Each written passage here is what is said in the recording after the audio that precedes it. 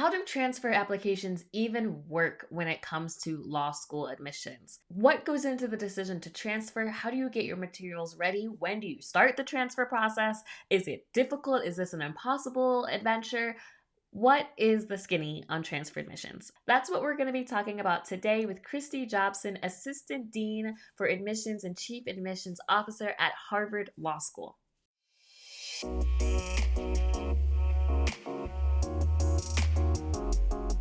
I'm so excited that today I'm actually being joined by Kristi Jobson. Kristi Jobson graduated Harvard Law School in 2012, and she's the current Assistant Dean for Admissions and Chief Admissions Officer. She graduated from Harvard College, and she taught in New York City as a Teach for America Corps member. As a student at HLS, she participated in the Board of Student Advisors and the Women Law Association. She served as a research assistant to faculty and led the Harvard Journal of Law and Gender as co-editor-in-chief. One of the cool things that Kristi and I have in common is that we both love Professor Slip-Gerson.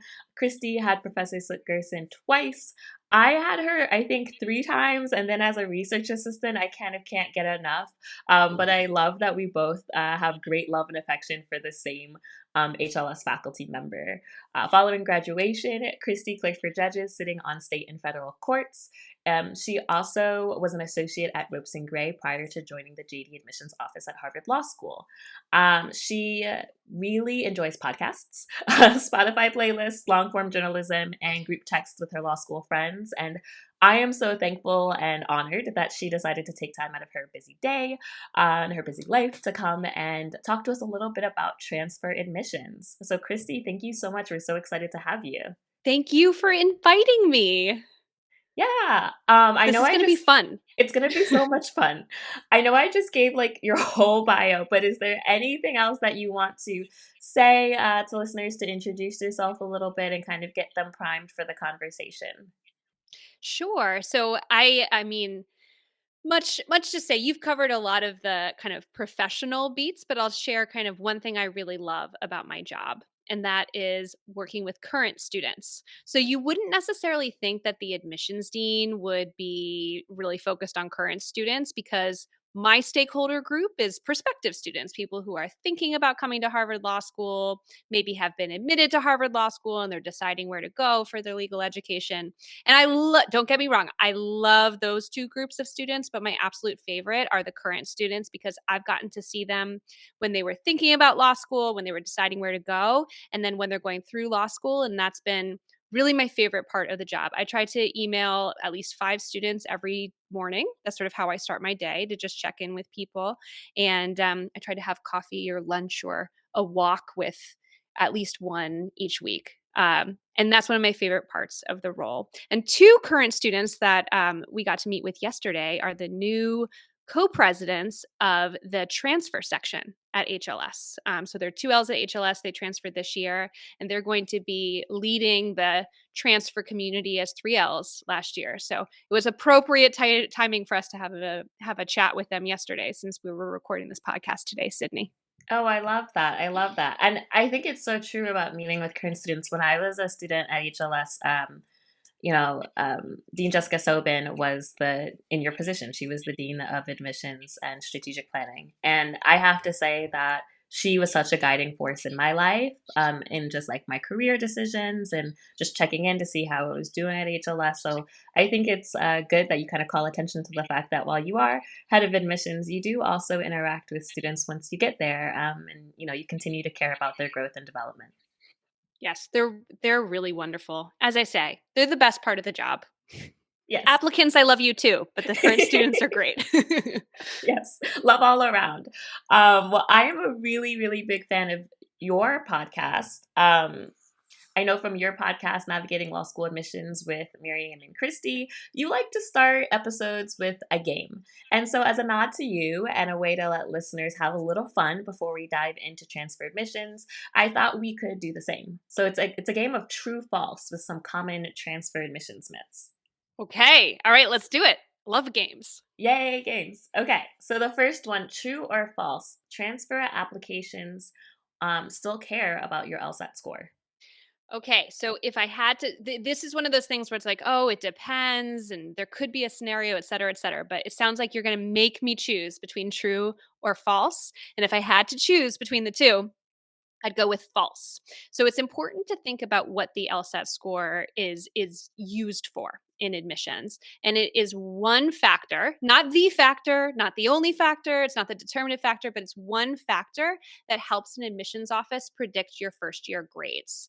For transfer applicants, we have your first year grades. And as we see oftentimes in our when we review transfer applications, your LSAT score, it may be predictive of your first year grades, but it's not determinative. And so many people really excel during their first year of law school. And so when we're looking at a transfer applicant, we are more focused on what your actual academic performance was during your 1L year, as opposed to a test score you took many years ago that was meant to be indicative of what your performance might be. So I land on false for this myth. Okay, false it is, but I do understand that many of these will probably be somewhere in the it depends. There aren't really black and whites in admission, but I appreciate you bearing with the game. The second true false, it is harder to transfer law schools than getting in as a JD1. I think um I think I would go with true in terms of it's harder for the applicant lived experience. It's in my view a more difficult lived experience to transfer, and I'll say why in a moment.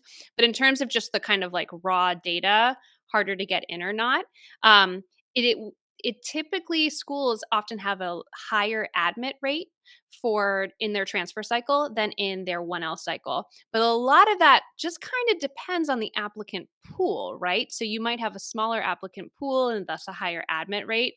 But if the pool is so excellent all around, it doesn't necessarily mean it's easier or not. The reason why I was saying it's harder to transfer law schools that in terms of the lived experience is that I've observed for transfer applicants, they make a really big decision in a very short period of time. So the transfer cycle, it's important to know going in, it goes so fast. It goes so fast. You get your 1L spring grades, you have these letters of recommendation, you put it in, you're going to find out typically within sometimes 2 weeks of your application going complete, and you often have a very short period of time to decide which law school to transfer to or even to transfer at all. And it's a big decision.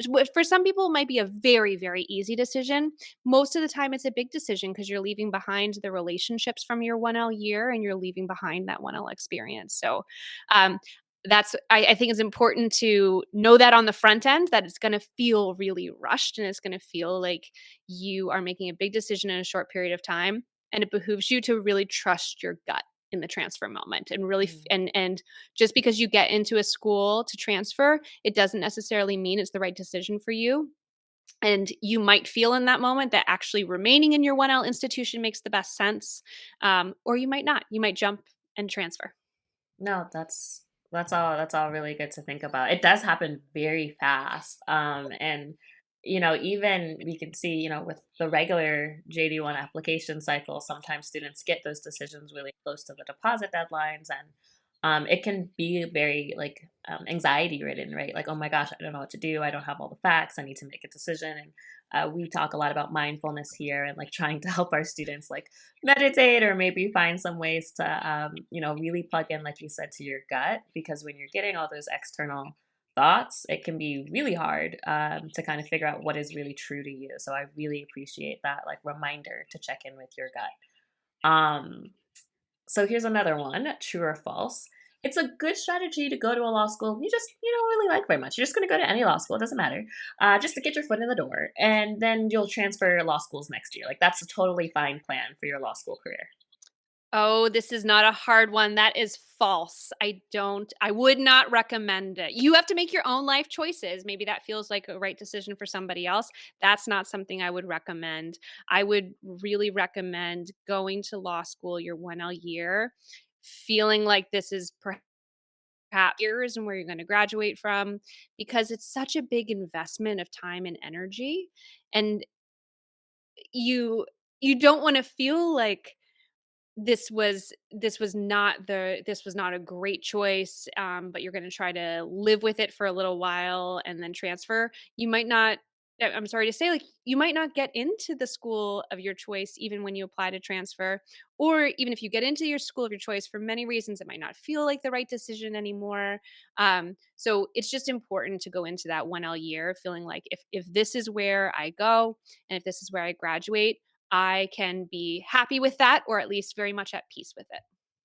Yeah, I would absolutely agree with that. I think I hear a lot of students say, "Well, whatever, I'll just go and plan to transfer next year." And I always caution students that's a gamble, right? Like I want you to go to a school thinking, "Hey, this may be the school for 3 years." And if you're really uncomfortable with that, then maybe you should make another decision, because there's no guarantees that you can transfer. And even if you do transfer, there's no guarantees that that's going to be an easy path or a path that's like really builds you up to be the best attorney you want to be. So yeah, I definitely like probably with my tone, you could tell I felt that was also false. Here's one. If you transfer, you won't get any scholarship money and you will be paying full sticker. True or false?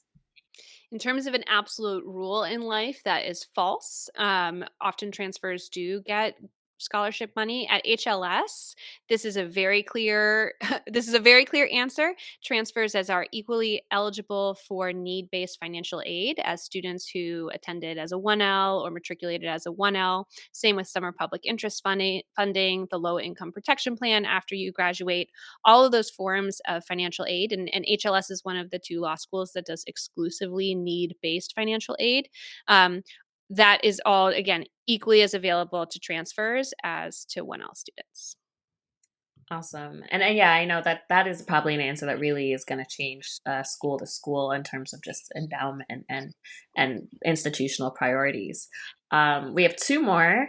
True, false. You can only realistically jump maybe 15 or 20 points in the rankings. It doesn't matter, even if you have a 4.0. If you've got, if you're going to a school that's ranked below 100, you're just never getting into the T14. Nah, that's false. I mean, different schools might run their transfer processes in different ways, but we have students at HLS who have gone to whole varieties of other law schools for 1L year. And that's actually something we kind of pride ourselves on, both as an admissions office and then as an institution, that we take top students who have excelled at a whole variety of law schools during their 1L year and then come to HLS and crush it here as well. No, I think that's really true. I was looking at the 509 report, and for students that don't know, you can actually look at the ABA 509 report for any law school, and it will usually tell you how many students transferred in and from what schools those students came from. And you can see if you look at Harvard's or any other schools, there really is a wide variety of schools that students come from.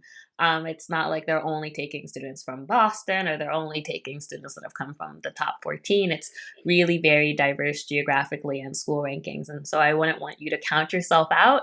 If you have been crushing it and doing really well in law school, I don't want you to think that where you're starting hinders where you can go. And then my very last true false. Soft factors like being an underrepresented minority, your work experience, and even your essays don't really matter much with transfer admissions. The only thing that matters is your JD1 GPA, and that's basically it. That's definitely false. It all goes into the mix. So we're thinking about, yes, obviously we're thinking about how you did your 1L year, what your professors say about you. That academic component is really important in the transfer process, and I want to underscore that. But we are also thinking about how you plan to use your law degree. We are envisioning you as a member of our community. Transfers at HLS get involved in journals and student organizations and clinics and everything in between right away, and that's really what we're looking for is students who are going to be engaged. And it's fun also to have it's like any cohort of students, it's important to really have a mix in all different respects. Yeah, I would agree with that. I tell students that you are always more than just a number, whether that's first year admissions, like you're more than your LSAT and GPA, whether that's transfer admissions, you're more than just your JD1 GPA. Obviously, your numbers are important. I'm not going to say that they're not, but don't reduce yourself only to a number because as a person, you're so much more than that. And I think that, not just Christy, but other admission deans would probably agree that they are looking to admit people and not just scores. Okay, so that was great. Thank you so much for playing that fun game with me. Now I just have some questions Of course. that I think that listeners are going to be, really excited to hear. But one of the things that kind of comes up is, what do you wish transfer students knew about the application process or getting accepted? Like, what is it that you could just scream from the mountaintops and you'd be like, man, if people just knew this, that would be so great. Oh, I mean, so many things. I'll give you one of each. In terms of the application process, don't sleep on those letters of recommendation. I think oftentimes in the transfer process, a lot of emphasis is put on grades. A nice transcript is wonderful. Good for you. You got like all A's your 1L year. That's great. Thinking about what your professors say about you and what you're like in a classroom environment and maybe even outside a classroom environment as well is another really crucial component. And so give your 1L professors a good amount of time to put together a letter of recommendation for you. Oftentimes, this means that transfer applicants typically choose a professor from their 1L fall just because then you can talk to them in the spring. But even if it's a professor 1L spring, give them a lot of time. Don't wait until you find out you got grade whatever in their class, because they don't want to feel rushed and you don't want to rush them. You want to give them a lot of time to put together a compelling argument in favor of your admission. So that's one thing I wish people knew about the application process. In terms of after getting accepted, I would say at least for HLS specifically, I always like to emphasize that our transfer community really is a cohort of students. They're part of course, the larger HLS community, and in my view, integrated really well and right away into the HLS community. But they are their own special cohort. They have a faculty section leader. They're considered their own section. They have a faculty section leader. The 3Ls who transferred put together a matching program for mentorship right away, and they have social events together. Last year they did this big epic scavenger hunt and they were all like running around the campus, which was really fun. And they have their own swag for their section, and that is in my view a really important thing as a transfer student, to feel like there's others who share your experience and not just a few others, but a real cohort. Yeah, and I think, I do remember that they have their own section, but even when I think back to my section, shout out section 4, we were the greatest, led, of course, by Mm. Professor Jeannie Gerson. Um, so Did you clearly, know I was section 4 as well? I did not know you were section 4 as well. I'm also section 4. Yeah, See, this this is is why we like each other so yes, much. this is We've got that exactly it. section 4 pride. Who was your section leader? Carol Steicher. Okay, all right. Was not Jeannie Sookerson, but that's okay. Still section 4 pride. But I remember we had a transfer student in our section, and he obviously had his own transfer section, but we like made him an honorary section 4 member. Like he was really integrated, like, and invited Absolutely. to all of our happy hours. We had like section 4 shirts. He had a section 4 shirt. So he almost had like two sections, and obviously I'm not him. I can't speak for his experience, but I would hope that that would have made it like kind of equally special. Not only do you have this cohort of students that are, 2Ls and new to HLS, but then you also have this group of 1Ls that has totally embraced you as their own. And, you kind of get two communities right off the bat. That's so lovely. We loved him. Section 4 for life. Yes. I should make new section 4 shirts and I'll give one to you, Christy.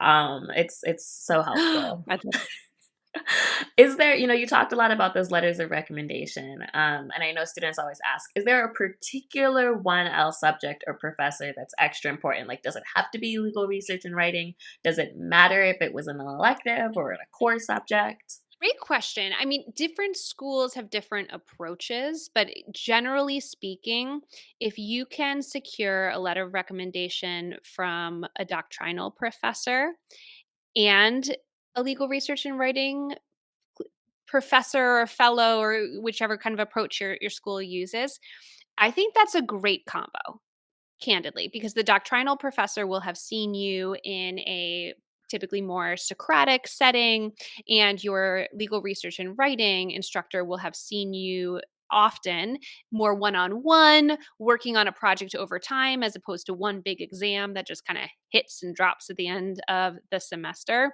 And I have seen that be a really beautiful combination. So, again, I love to see one doctrinal professor, two doctrinal professors, also great. All of these things usually depend on kind of who you feel knows you best and who will be a strong advocate for you. But if you're looking for kind of a nice combo, I've seen those two um, types of instructors really complement each other well. No, that makes a lot of sense. And just to kind of clarify for students, because I know every school works very differently.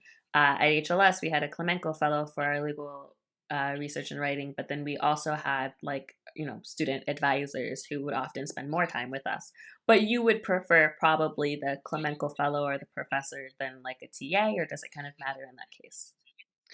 Candidly, I would not recommend having a fellow student write for you and a TA. I would focus on people who are professors or on their way to being professors or instructors. Yes.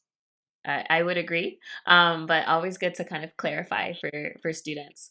How important, since we're talking about the application, how important is it to address a specific reason for transferring to a specific school? Like, is it better to be coming for a certain clinical program or faculty member rather than maybe a job or geographic reason? So I'll tell you, let me answer by saying that this is one of the things I love most about the transfer cycle. So look at it from an admissions officer's point of view. So we've just done months and months of the 1L cycle.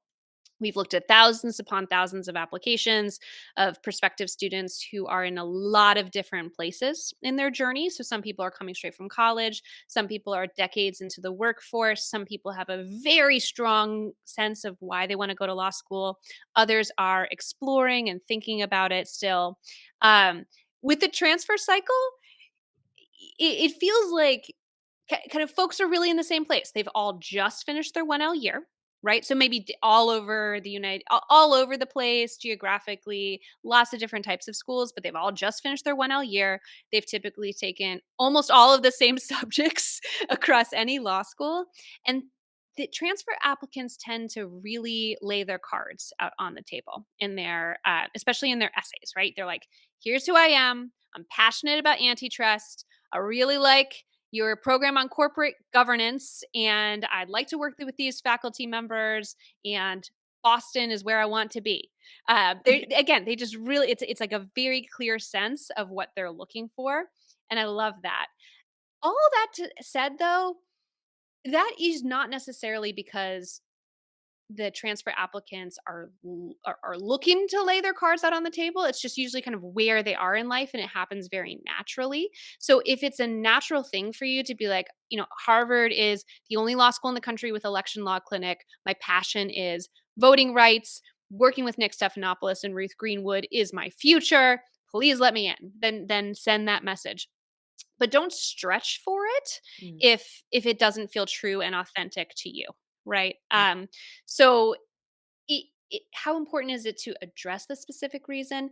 If you've got it, go ahead, lay those cards out on the table, but don't feel like you have to go find cards to bring to the table. Just like be authentic to who you are.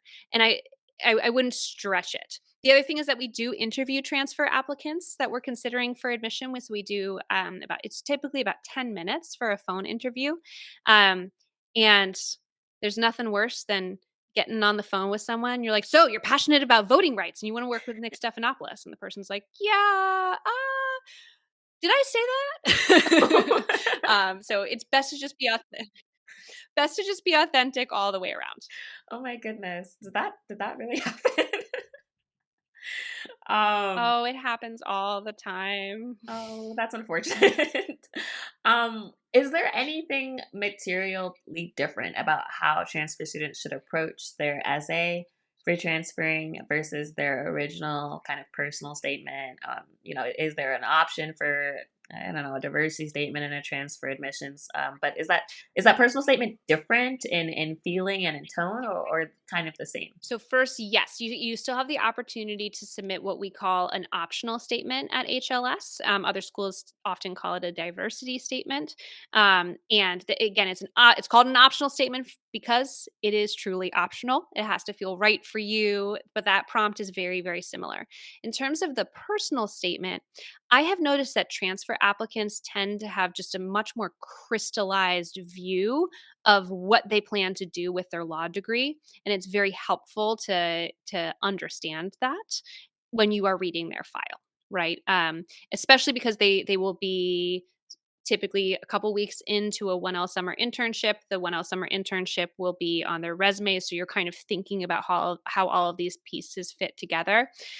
But by the end of your 1L year, I guarantee you will have just a more formulated view of how you want to use your law degree, what you like and maybe don't like quite as much about law school and legal practice. And it's helpful to share that. The personal statements for transfer applicants tend to be just much more focused in that regard. And the expectation is that you will be a little bit more focused. You've had an entire year of law school versus when you're applying as a 1L, it's very natural and expected for people to have a whole variety of things that are on their mind, or maybe they don't even necessarily know what they'd want to do at all, because that's sort of where you are developmentally when you're applying for 1L year. By the end of your 1L year, again, it doesn't have to be you don't have to have a certain plan for the next 25 years of your life, but you probably have some instinct as to where you're going and how transferring to HLS fits in with it. No, that makes a lot of sense. And I hopefully, you get more and more focus as you go through law school. At law school might seem long, like 3 years, but it's really short. I always tell people it is just over before you know it. And so having that focus and gaining that focus and taking information from your classes and trying out things like clinics and student practice organizations to get that focus is really helpful. I have two questions that are more on like kind of maybe after you've been admitted for transfer students. Sure. The first one is, how does journaling work as a transfer student? And I know this is an answer that differs widely school to school. Sure. So, for listeners who have not yet attended law school, journals are a really exciting opportunity to get to edit legal scholarship while you're still in law school. Most industries have what are called peer reviewed journals, where there are people who are experts in the field who edit and engage with the material. Law is really different. All the legal scholarship that's out there pretty much has been selected for publication and then edited by law students. I'm not sure that's the best way to run a railroad, but it is tradition and it's amazing for law students because you get to work with faculty and you get to work on all this amazing scholarship. All that said, sometimes I think almost too much is made of being on journals while you're in law school. I think it's a really nice thing to try out, but if it's not for you, don't feel like this is a have to do experience. At HLS, we have 17 journals that you can join right away as a 1L, if you're a 1L, or right away as a transfer when you matriculate in.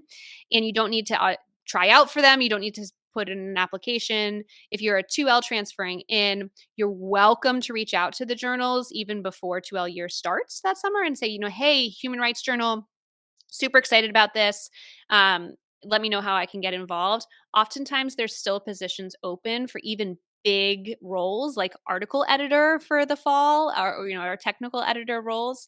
And I've seen transfers jump in right away and then end up being editor in chief of the journal by the time they're at 3L. For the Harvard Law Review, they save 2 spots per year for transfer students. That one, you just want to make sure you have already applied. The law review application process happens in May. So you will have to do it before you find out if you are accepted to HLS. But there's transfers on the law review. They seem to have a very positive experience. An important thing to know with HLS is 1L year is so focused on your 1L sections that if you end up on the law review or the legal aid bureau. I should mention also transfers can apply for the Harvard Legal Aid Bureau, which is a really amazing 2-year clinical opportunity. It's essentially a student-run law firm that does civil legal services in Eastern Massachusetts. There's a family law practice, there's a wage and hour practice, housing practice. Absolutely fabulous. That is something to look into if you're planning on transferring. They also have a application process for transfers. All of these things, you might feel like, oh no, I'm going to show up as a 2L and everybody knows each other. Definitely not. There will be people who are matriculating into all of these different activities, journals, clinics, and the like, who are rising 2Ls who haven't. It's not like everyone has already met all of their best friends in law school. You'll be surprised at the sense that you have of just being able to integrate and hit the ground running right away as a 2L. So yes, that's a long way of answering your question. Journals, lovely thing to do. You could also wait until 2L spring. If you want to kind of just take time to yourself to adjust, you can sign up for those journals 2L spring as well. No, I love that. I didn't do Right On. I didn't do the Harvard Law Review, and I know that you were part of the Journal of Law and Gender. I was part of the Harvard Negotiation Law Review, and for me, I was kind of overwhelmed. Like I felt like everyone was like, "You must journal," and I was like, "I don't know if I want to journal." And they were like, "You must." So I was like, "Okay." So I went to the journal fair, and I don't know. I was also 21. But I was between sports law and negotiation. Sports law had pizza. But the negotiation law review had quarter zips, and this is literally how I made my decision. So I chose negotiation law for the quarter zips.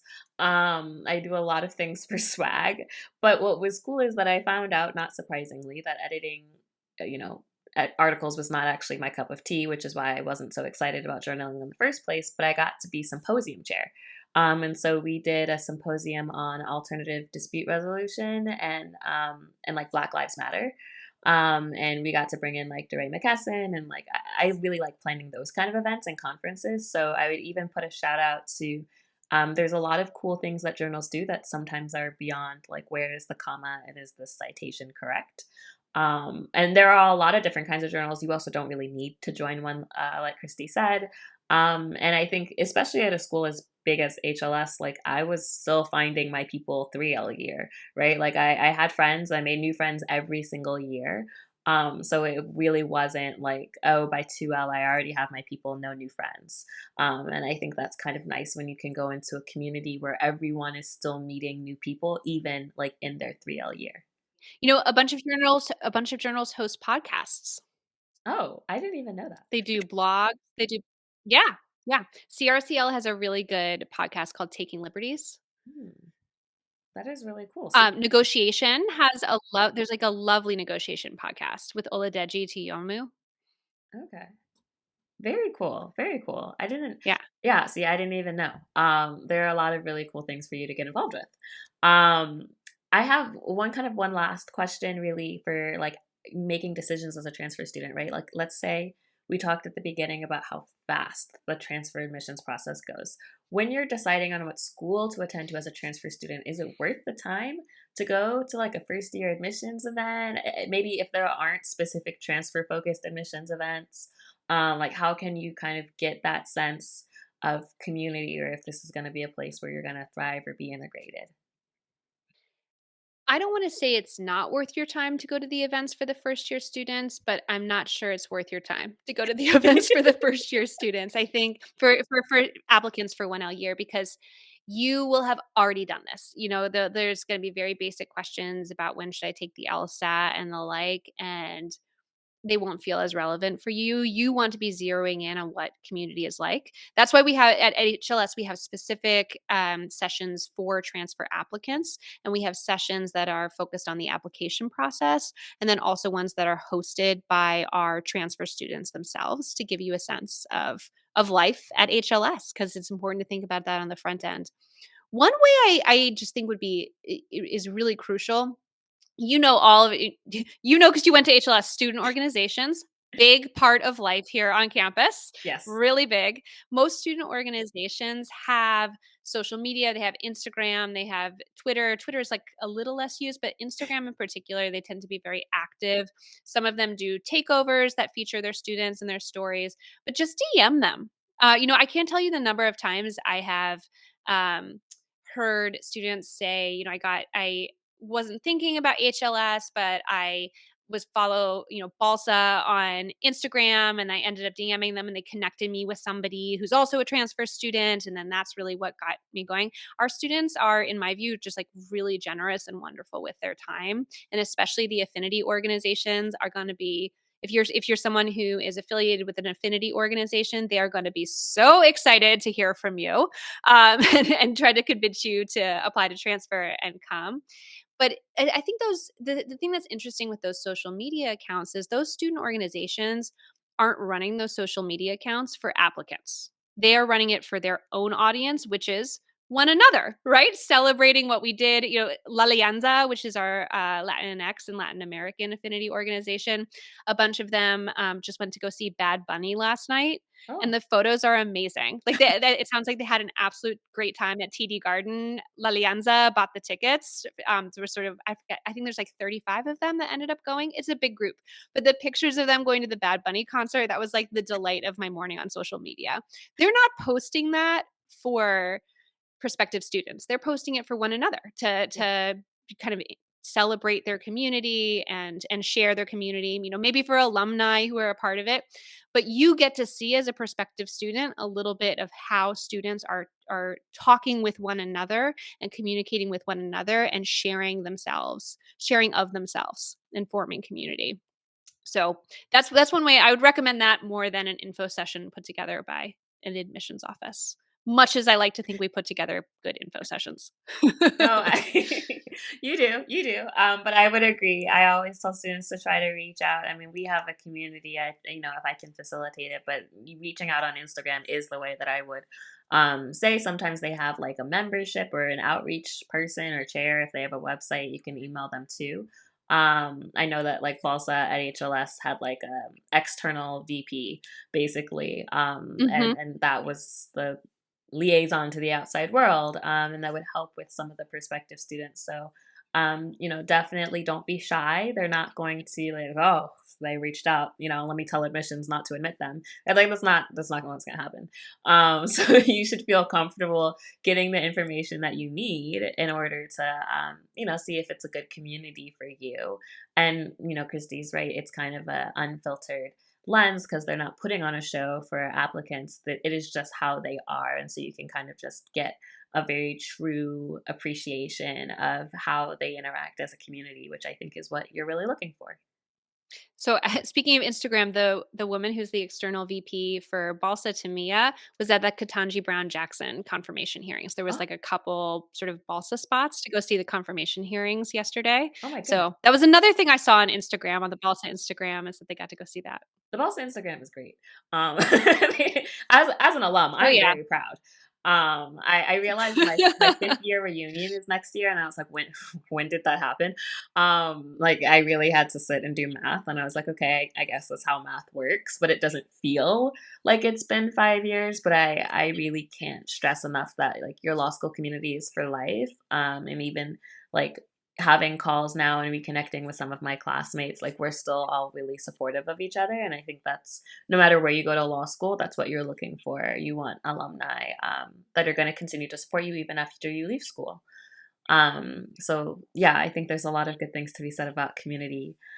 You know, Kristi, you know that here we kind of specialize in working with first generation and minority law school applicants, or minoritized students, students that historically have been kind of excluded from the benefits of higher education and who might be feeling a little bit more lost or a little bit more alone in this process because, like myself, they didn't have someone in their family who was a lawyer and they might be trying to piece together things from Reddit. And I think a lot of what I hear from students, especially in this population, is that they feel like they're not good enough, right? They might not even be applying to transfer or be applying to schools that they could get into because they feel um, that their background or whatever they've done kind of disqualifies them from even being considered. They have this imposter syndrome, right, that we kind of talk about. And so I was wondering if there's any advice that you have for students who are first gen, who are, minoritized students about the process, about law school, and about kind of feeling confident in this process? I have 2 pieces of advice. One is more thematic, and then one is more kind of actionable in terms of the application process. So I'll start with the, thematic one. Know that you are really valued. You will come in valued by schools and by the students who will be your future classmates, and so to that end, put yourself out there. Give it a shot. The worst that happens is that you spend some time putting together an essay and ordering up your transcripts and having them sent off to LSAC, and you get a no, but you give yourself the shot to try. Second, that, in terms of just a piece of actionable advice for the transfer process, it can feel I felt this a lot, especially when I went out fall. It can feel kind of intimidating to reach out to professors and engage with professors. Um, Everyone's adjusting to 1L year at law school, no matter where you go to law school, 1L year. It's just a really different experience than most people have had, especially academically. But the professors are there for you. They collect a paycheck to teach you. So go to their office hours, try to engage, know that this is part of their job to teach you. And then if you're thinking about transferring, part of their job is to write letters of recommendation and be supportive of you. But it's a lot easier to ask for that letter of recommendation in April and when you're thinking about transferring if you already have developed a relationship. And it doesn't have to, you don't have to be their research assistant. You don't have to be the most famous student that they've ever had that they're going to talk about at the dinner table for generations to come. You just have to be friendly and engaged and professional and someone that they want to support. So put yourself out there in both respects, in terms of applying more generally, and then also forming relationships with people who are going to advocate for you, not just in the transfer admissions process, but in life and in your career. Absolutely. Like I said, my professors, Professor Gerson, but also like I could think of Professor Robinson, Professor Muna. Like I still connect with my law school professors. They're still so helpful to me. And I'm not even practicing law right now. But like I think mentorship is really important, especially if you're coming from more of a disenfranchised background. There are people that want to help you. There are people that believe in you, that want to champion you. And so you don't have to do the process alone. Your professors are there to help you. And so I would, encourage you just to share what your career path is or what you're thinking about or what their career path was. You don't have to have all the answers. And I love Chrissy. So you don't have to be like that number one student, because you don't really have full control over that. I mean, you can work really hard, but you don't have control over that. But you do have control over, just taking time to say hi to your professor and to let them in a little bit into your life. And that can be even more impactful than getting that perfect exam score. So, you're worthy and worth it. No matter, even your academic performance, that doesn't dictate your worth as a person and as a future attorney. Beautifully said. Thank you. Well, Christy, I am so overjoyed. This was so amazing. I really do hope that we shed some light on the transfer process. Today that we were able to kind of hopefully put people a little bit at ease or give them more clarity with some of those things that are important. I heard you say, of course, your GPA is important and your transcript, but really your letters of recommendation, being clear about your goals, having kind of good focus, building relationships with professors and putting yourself out there and not discounting your soft factors or your work experience, or any of the special things that make you you. And so I think that's a really powerful message for students that are looking to transfer this cycle. And so I'm just really tickled and thrilled that we could have you here, and have you to share that wisdom with us. Right. Thanks for having me, Sydney. Yes, yes, and maybe one day we'll have you back. But thank you so, so much, Christy. I hope you found today's episode really enlightening and helpful on your transfer journey. Of course, if this was helpful to you, make sure that you share it with a friend, rate and review, like and subscribe. Drop a comment. Let me know if you want to see more videos like this. And of course, if you want to learn more about working with us, you can find out more at smontgomeryconsulting.com. I will see you guys very soon.